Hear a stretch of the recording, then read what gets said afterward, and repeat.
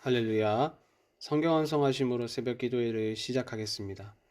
그들이 사도의 가르침을 받아 서로 교제하고 떡을 떼며 오로지 기도하기를 힘쓰니라. 날마다 마음을 같이하여 성전에 모이기를 힘쓰고 집에서 떡을 떼며 기쁨과 순전한 마음으로 음식을 먹고 하나님을 찬미하며 또 온 백성에게 칭송을 받으니 주께서 구원받는 사람을 날마다 더하게 하시니라. 아멘. 하나님의 말씀은 사무엘상 7장 3절로 17절의 말씀입니다. 이 시간 제가 읽을 때에는 15절에서 17절까지 읽도록 하겠습니다. 사무엘이 사는 날 동안에 이스라엘을 다스렸을 때 해마다 베델과 길갈과 미스바로 순회하여 그 모든 곳에서 이스라엘을 다스렸고 라마로 돌아왔으니 이는 거기에 자기 집이 있음이니라. 거기서도 이스라엘을 다스렸으며 또 거기에 여호와를 위하여 제단을 쌓았더라. 아멘. 우리는 계속해서 사무엘상의 말씀을 살펴보고 있는데요. 7장으로 넘어오면서 제일 먼저 눈에 들어오는 것은 이스라엘의 변화입니다. 어제 본문 7장 2절은 이렇게 끝났죠. 괴가 기럇 여아림에 들어간 날부터 20년 동안 오래 있은지라 이스라엘 온 족속이 여호와를 사모하니라. 우리말 성경은 사모하다라고 번역을 했는데 이것을 더 정확하게 번역을 하면 탄식하고 애통하며 여호와를 쫓았다입니다. 여러분 무엇이 기억나십니까? 바로 이방인들로부터 압제를 당할 때 하나님께 부르짖었던 사사시대의 모습이 떠오르지 않습니까? 지금 이스라엘은 계속되는 블레셋의 위협 앞에서 하나님께 부르짖고 하나님을 찾고 있습니다. 그들은 드디어 지금 겪고 있는 블레셋의 이 위협이라는 위기가 하나님과의 관계에서 비롯된 것임을 깨달았던 것입니다. 여러분 4장의 말씀을 한번 생각해 보십시오. 블레셋의 위협 앞에서 이스라엘은 하나님과의 관계를 생각하지 않았죠.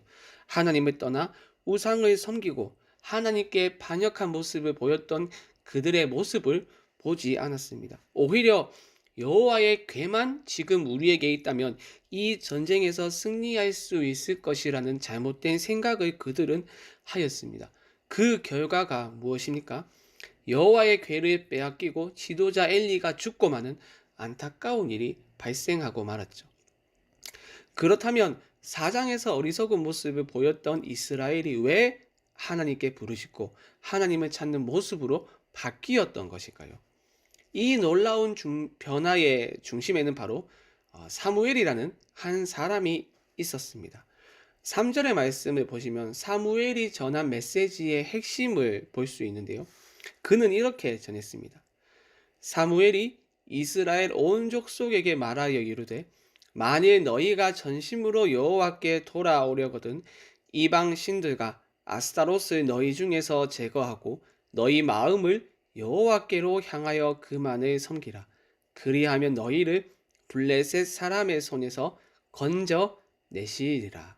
사무엘의 이 외침은 단회적인 외침이 아니었겠죠. 그가 역사의 전면에 등장하면서부터 계속해서 전한 외침이었습니다.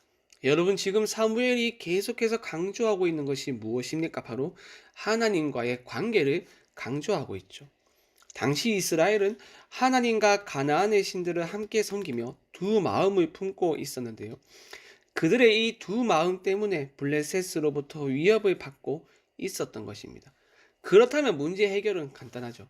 두 마음을 품은 그들의 마음을 돌이켜 모든 우상을 제거하고 하나님께로만 마음을 향하면 되는 것입니다. 그리하면 하나님이 그들을 블레셋의 손에서 건져 주십니다.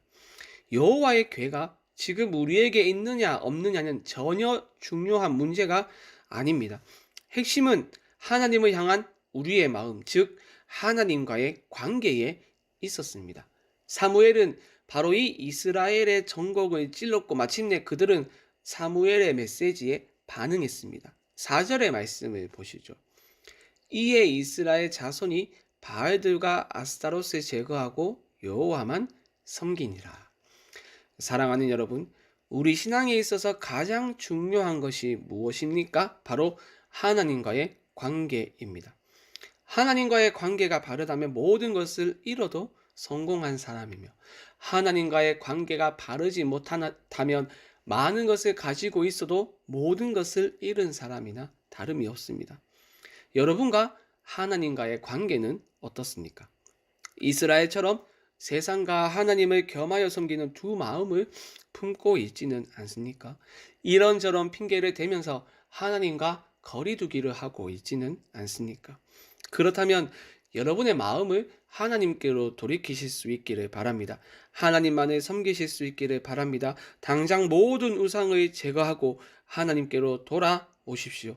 돈, 권력과 명예, 그 밖의 모든 우상을 다 제거하십시오. 그것이 전심으로 여호와께 돌아온 자의 모습이며 하나님만을 사랑하고 섬기며 하나님과 올바른 관계를 맺으며 친밀한 관계를 누리는 사람의 모습입니다. 전심으로 하나님께 돌이키는 여러분이 되길 바랍니다. 이제 우상을 제거한 이스라엘은 사무엘을 따라 미스바에 모이게 되었습니다. 그곳에서 그들은 금식하고 통회하며 여호와께 기도했는데요. 그런데 문제가 발생했습니다. 이스라엘이 미스바에 모였다는 소식을 듣고 블레셋이 군대를 동원했습니다. 7절의 말씀을 보시죠. 이스라엘 자손이 미스바에 모였다 함을 블레셋 사람들이 듣고 그들의 방백들이 이스라엘을 치러 올라온지라. 이스라엘 자손들이 듣고 블레셋 사람들을 두려워하여. 여러분, 회복의 역사가 일어날 때 위기는 반드시 찾아옵니다. 사탄은 하나님의 나라가 흥왕하는 것을 결코 가만히 지켜보지 않죠. 온갖 수단과 방법을 동원해서 하나님의 나라가 확장되는 것을 방해합니다. 그래서 위기는 회복과 함께 반드시 찾아옵니다. 그때 우리는 이스라엘이 그러했던 것처럼 두려움에 떨게 되는데요. 그렇다면 어떻게 하면 그 두려움을 극복할 수 있을까요? 정답은 기도입니다. 블레셋을 향한 이스라엘의 두려움은 이내 기도로 바뀌었습니다. 8절의 말씀을 보시죠. 이스라엘 자손이 사무엘에게 이르되 당신은 우리를 위하여 우리 하나님 여호와께 쉬지 말고 부르짖어 우리를 블레셋 사람들의 손에서 구원하시게 하소서 하니. 어떻습니까? 4장의 말씀과 비교했을 때 놀라운 변화이죠. 이전 같았으면 아비나답의 집에 있는 여호와의 궤를 가져와야 된다고 소리를 질렀을 것인데 그 소리가 이제는 하나님을 향한 기도로 바뀌었습니다. 하나님과의 관계가 회복되니 위기의 순간에 원망하고 불평하는 것이 아니라 하나님을 의지하며 담대히 기도하게 되었습니다. 그 결과 하나님이 그 기도에 응답하셨고 이스라엘은 승리를 누릴 수 있게 되었습니다. 13절과 14절의 말씀을 보시죠. 이에 블레셋 사람들이 굴복하여 다시는 이스라엘 지역 안에 들어오지 못하였으며 여호와의 손이 사무엘이 사는 날 동안에 블레셋 사람을 막으시매 블레셋 사람들이 이스라엘에게서 빼앗았던 성읍이 에그론부터 가드까지 이스라엘에게 회복되니 이스라엘이 그 사방 지역을 블레셋 사람들의 손에서 도로 찾았고 또 이스라엘과 아모리 사람 사이에 평화가 있었더라.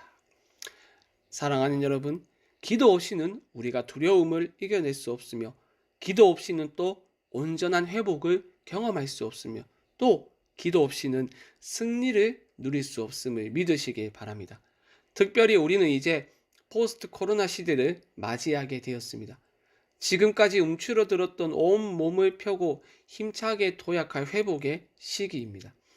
그런데 그 과정에 어떠한 어려움도 없을 것이라고 확신할 수 있을까요?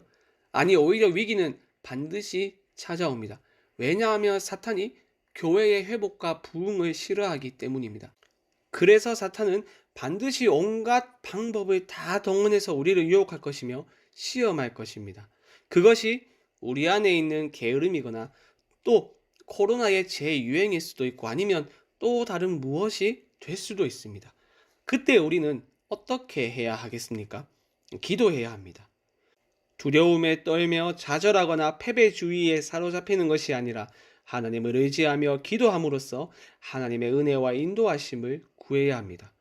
그때 우리는 비로소 회복을 경험할 수 있고 하나님이 주시는 승리를 누릴 수 있습니다. 여러분 꼭 명심하시길 바랍니다. 기도 없이는 에베네셀의 은혜를 누릴 수 없습니다. 12절에서 사무엘이 돌이치하여 여호와께서 여기까지 우리를 도우셨다라는 의미로 에베네셀이라는 이름을 붙였죠. 이들이 에베네셀이라고 고백할 수 있었던 이유가 무엇입니까? 그 중심에 기도가 있었기 때문입니다. 사랑하는 여러분, 우리가 위기의 순간에 기도의 끈을 놓지 않고 치열하게 기도하며 하나님의 은혜와 인도하심을 구한다면 우리도 훗날 반드시 여기까지 인도하신 에베네셀의 하나님을 고백할 수 있습니다. 우리가 우상을 버리고 하나님과의 친밀한 관계에서 기도하며 하나님의 은혜를 구한다면 코로나의 위험이 다 사라졌을 때 우리는 반드시 고백할 수 있습니다. 하나님이 우리를 여기까지 도우셨다고 말입니다. 이 고백을 할 수 있도록 위기의 때에 기도하는 우리 교회가 되길 바랍니다. 우리 함께 말씀 생각하며 합심으로 기도하겠습니다. 우리에게 있는 모든 우상을 제거하고 하나님과 올바른 관계를 누릴 수 있도록 도와주시고 위기의 때에 기도하며 회복과 승리를 경험할 수 있도록 우리를 붙들어 주시옵소서. 수요일은 선교와 전도를 위하여 기도하는 날입니다. 안식년으로 귀국한 김영신 아는양 선교사님의 일정을 인도하여 주시고 쉼을 얻는 재충전의 시간이 되게 하여 주시옵소서.